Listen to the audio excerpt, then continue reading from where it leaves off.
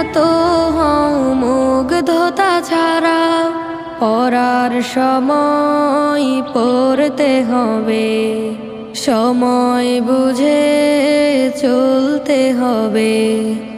গুরুজনকে মেনে ওঠো স্বপ্নের চূড়ায়, ফুল ফুটেছে ওই কাননে দেখবি তোরা আয়।